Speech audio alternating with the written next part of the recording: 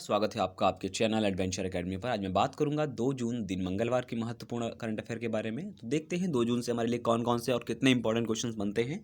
तो सामने पहला प्रश्न हमारा है कि विश्व दुग्ध दिवस 1 जून को मनाया गया है। तो ये जो विश्व दुग्ध दिवस मनाया जाता है, कौन संस्था मनाती है? तो ये अंतर्राष्ट्रीय खाद्य व कृषि संगठन द्वारा प्रतिवर्ष इसे 1 जून को मनाया जाता है। मैं बता दूं, दूध में आपका कैल्शियम, प्रोटीन, विटामिन B2 और प्रोटीन, आयोडीन आदि पाए जाते हैं प्रचुर मात्रा में। इसीलिए दूध बड़ा यूज़फुल माना जाता है, बड़ा प्रयोगात्मक चीज़ मानी जाती है दूध को।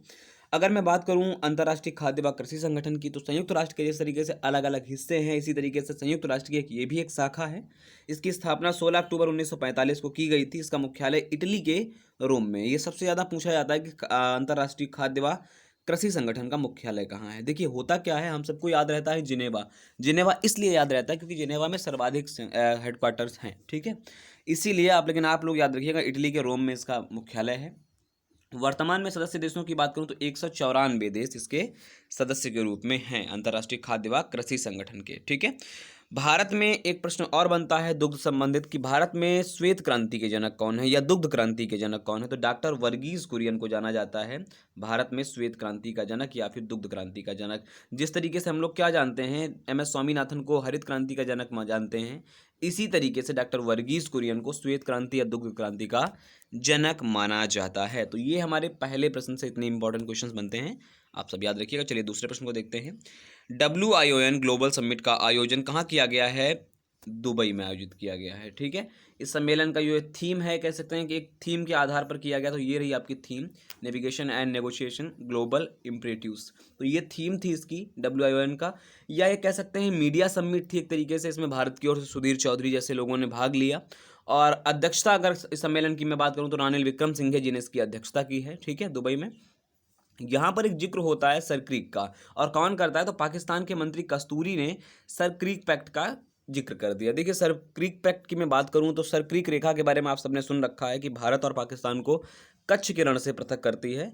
तो वो तो एक अलग बात हो गई, लेकिन पाकिस्तान अपना इस पर दावा करता रहता है समय समय पर। तो चलिए देखते हैं सबसे पहले कि सर क्रीक रेखा है क्या, ठीक है।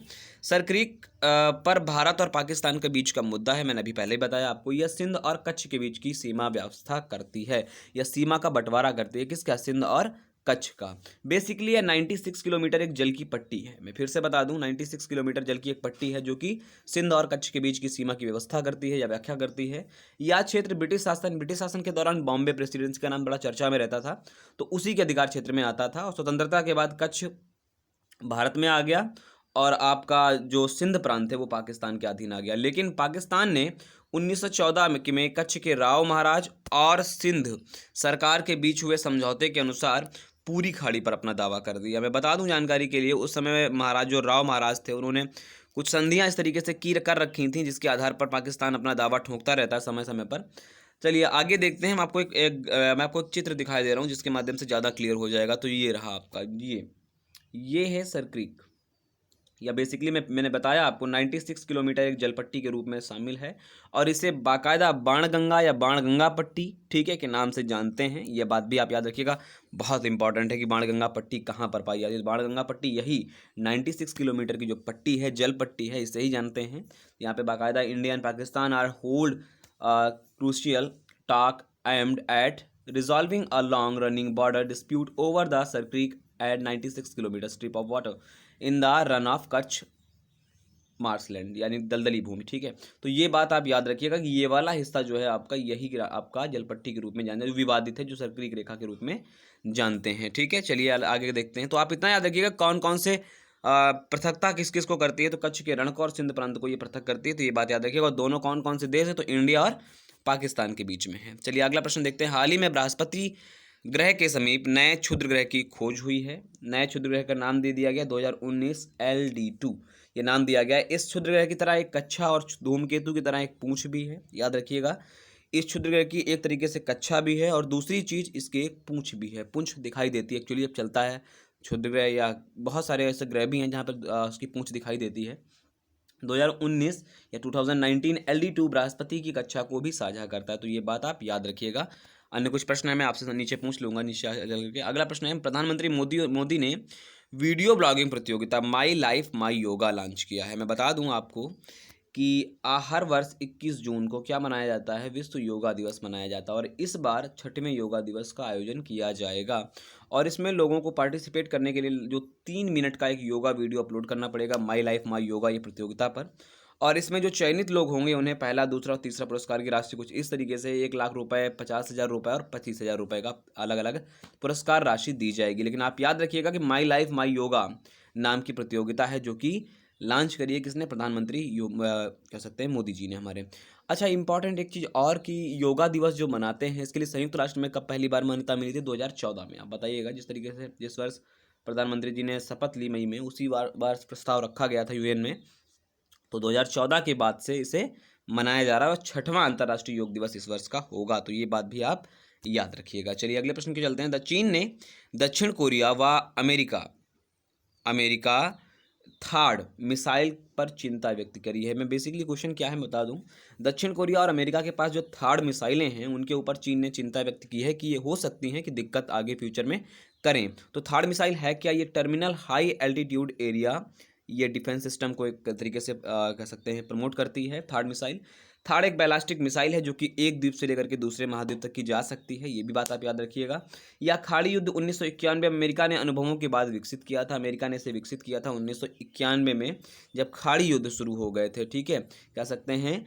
तो थर्ड को अगर यूज कौन कौन करता है, तो इजराइल, यूएई, रोमानिया और दक्षिण कोरिया में वर्तमान में तैनात किया गया है। थर्ड मिसाइलों को नष्ट करने में भी सक्षम है, इसीलिए चाइना ने चिंता व्यक्त करी है कि in future third missile problem create कर सकती है। तो थर्ड का फुल फॉर्म याद रखिएगा, कब बनाई ये याद रखिएगा, और बैलिस्टिक मिसाइल है ये भी बात आप याद रखिएगा। तो चलिए चलते हैं। चीन तो अपने इस समय तो बड़ा अलग अलग मुद्दों पर कर रखा है, ठीक है। खैर अगला प्रश्न देखते हैं। बीसीसीआई ने रोहित शर्मा को राजीव गांधी खेल रत्न पुरस्कार के लिए नामांकित किया है। मैं बता दूं, खेलों में सर्वोच्च सम्मान है राजीव गांधी खेल रत्न पुरस्कार। रोहित शर्मा की अगर मैं बात करूं, रोहित शर्मा 4 शतक बनाने वाले पहले T20 क्रिकेटर बन गए हैं। इसके अलावा इनके पास लगभग 8 एकदिवसीय मैचों में 150 से अधिक का स्कोर रिकॉर्ड है।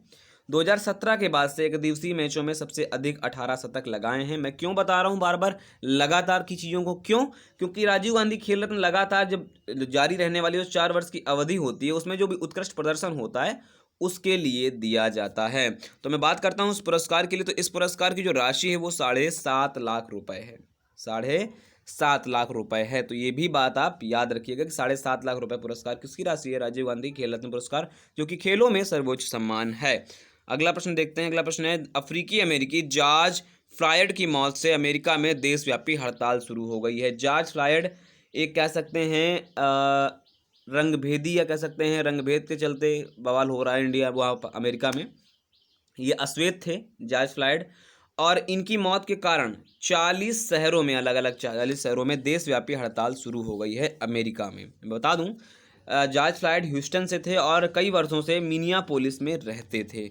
ये इनका संबंध अफ्रीका से था, अफ्रीकी मूल के थे, इसीलिए बड़ा ही हड़ताल वहाँ पे शुरू हो गई हैं। आप लोगों की बात और याद रखना, इनकी मौत के बाद ब्लैक लाइव्स मैटर आंदोलन वापस आ गया है। ब्लैक लाइव्स मैटर आंदोलन वो 2013 के आसपास से सक्रिय है ये आंदोलन, और इस आंदोलन को तब चलाया गया था जब अश्वेत व्यक्तियों के ऊपर कह सकते हैं कि बहुत ज़्यादा विरोध होने लगा था, या श्वेत व्यक्तियों के ऊपर बहुत ज़्यादा प्रमोट करने की आवश्यकता उनको पड़ने लगी। बहुत सारी चीज़ें अश्वेत लोगों के ऊपर होती हैं अमेरिका में, अश्वेत लोगों पर टिप्पणी कर दी जाती है। इन सारी मसलों को लेकर के ब्लैक लाइव्स मैटर का आंदोलन चलाया गया था, और इनकी निधन के बाद फिर से यह आंदोलन एक बार चर्चा में आ गया है, ब्लैक लाइव्स मैटर। तो आपसे पूछा जा सकता है कि ब्लैक लाइव्स मैटर का संबंध किस देश से है, तो आप बता दीजिएगा कि अमेरिका से इसका संबंध है, ठीक है। चलिए अगले प्रश्न की ओर देखते हैं। अगला प्रश्न है कि स्पेस एक्स अंतरिक्ष यात्रियों को अंतरिक्ष भेजने वाली पहली निजी रॉकेट कंपनी बन गई है। मैं बार बार कहता हूं स्पेस एक्स निजी कंपनी है, जिसके मालिक हैं एलन मस्क इसके मालिक हैं, और अंतरिक्ष यात्रियों को अंतरिक्ष भेजने वाली पहली निजी रॉकेट कंपनी बन गई है। कौन कौन जाएगा, तो डॉग हर्ले और बॉब बेहन केन नामक अंतरिक्ष यात्रियों को अंतरिक्ष में भेजा जाएगा। इससे पहले रशिया कह सकता हूँ जहाज़ों का प्रयोग किया जाता था, रॉकेटों का प्रयोग किया जाता था, खास तौर पर अंतरिक्ष में यात्रियों को भेजने के लिए। लेकिन अब स्पेस एक्स ने क्या कर दिया है, स्वतंत्र रूप से पूर्णतः अपने आप पर निर्भर होकर के पहली बार अंतरिक्ष यात्रियों को अंतरिक्ष में भेजने के लिए निजी रॉकेट कंपनी के रूप में दर्जा अपना वापस ले लिया है, या कह सकते हैं ले लिया है स्पेस एक्स ने। स्पेस एक्स यूएस की प्राइवेट निजी एजेंसी है, तो एलन मस्क इसके मालिक हैं। अगले देखते हैं, केंद्र सरकार ने जल जीवन मिशन के तहत बिहार को 1832 करोड़ रुपए जारी किए हैं। असम को इसमें से 1407 करोड़ रुपए और बिहार को 1832 करोड़ और असम को 1407 करोड़ रुपए जारी किए हैं, अलग अलग राशि। तो बिहार में कुल 50 लाख घरों को देखा जाएगा और असम में 13 लाख घरों को देखा जाएगा, तो इसलिए थोड़ी सी राशि भी कम है। जल जीवन मिशन के बारे में मैंने कल ही आपको बताया कि 2024 तक प्रत्येक घर को, भारत के प्रत्येक घर को स्वच्छ जल से जोड़ा जाए। और कल मैंने आप लोगों को बताया था कि छत्तीसगढ़ सरकार को कुछ राशि आवंटित करी गई है जल जीवन मिशन के तहत। ठीक है, आप सब मैंने प्रश्न भी पूछे थे कि जल जीवन मिशन कब प्रारंभ किया गया था, तो आपने बाकायदा उत्तर दिया था। मैंने जितने भी प्रश्न पूछे आप सबने उत्तर दिए, बड़ा अच्छा लगा मुझे। तो पहले प्रश्न आज मैं देखता हूँ आप लोगों के लिए। पहला प्रश्न हमारा है, नोट डाउन कर लीजिएगा पहली चीज तो, कि भारत में श्वेत क्रांति कब प्रारंभ हुई। भारत में श्वेत क्रांति कब प्रारंभ हुई, पहला प्रश्न। दूसरा प्रश्न है आपसे कि नासा की स्थापना कब हुई। नासा अमेरिकी स्पेस एजेंसी, ये तो दूसरा प्रश्न हो गया। तीसरा प्रश्न अगर मैं बात करूं तो तीसरा प्रश्न आप लोग लिख लीजिएगा। हाँ, तीसरा प्रश्न ये रहा आपका। तीसरा प्रश्न आपसे आप बताइएगा, पिछला राजीव गांधी खेल रत्न पुरस्कार किसे दिया गया है। तो पिछला राजीव गांधी खेल रत्न पुरस्कार किसे दिया गया, ये हो गया हमारा तीसरा प्रश्न। और चौथे प्रश्न की अगर मैं बात करूं तो चौथा प्रश्न आप बताइएगा कि 5वें अंतर्राष्ट्रीय योगा दिवस में प्रधानमंत्री नरेंद्र मोदी ने किस स्थान से योगाभ्यास किया था। तो ये इंपॉर्टेंट आप सबके लिए, 2019 में किस स्थान से प्रधानमंत्री मोदी जी ने योगा किया था। और सबसे लास्ट क्वेश्चन आप लोग बताइएगा, बृहस्पति के टोटल उपग्रहों की कुल संख्या कितनी है। तो ये भी बात आप मुझे बताइएगा। तो ये थी आज की current affair question session. I hope आपको पसंद आया होगा। वीडियो अगर अच्छा लगे तो लाइक करें, शेयर करें, कमेंट करें और चैनल को सब्सक्राइब करना ना भूलें। नमस्कार।